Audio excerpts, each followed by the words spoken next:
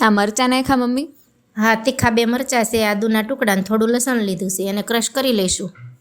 હા, હવે આ ઘઉંનો લોટ છે, એમાં મેથી છે, ધાણા છે, આદુ મરચાં અને લસણની કટકી, હળદર, ધાણા જીરું પાવડર છે, લાલ મરચું થોડું, ચપટી હિંગ નાખીશું, સ્વાદ પ્રમાણે મીઠું અને થોડું જીરું નાખશું. આખું જીરું છે, 1-2 પાવડા આપણે મોણ આપવા માટે તેલ નાખ્યું છે. મોણ અપાઈ જાય એટલે આ રીતનું થોડું થોડું પાણી એડ કરીશું. અને કઠણને નરમ એની એવો લોટ બાંધી લઈશું અને 5 મિનિટ કૂણપ આપવા દઈશું. કૂણપ આવી જાય એટલે મીડિયમ સાઇઝનો લુવો લેવાનો અને આ રીતે વેલણની મદદથી જાડી પણ ને અને પતલી પણ ને એ રીતના પૂરી વણી લેવાની છે. હવે આપણે તેલ ગરમ થઈ ગયું છે એટલે મીડિયમ ગેસ ઉપર નીચે ફેરવતા રહીશું અને બ્રાઉન કલરની આપણે તળી લેશું. તો આ મેથી, લસણ અને આખા જીરાની પૂરી તમે શાક જોડે પણ સર્વ કરી શકો છો અને ચા નાસ્તા જોડે પણ ખાઈ શકો છો, હે ને?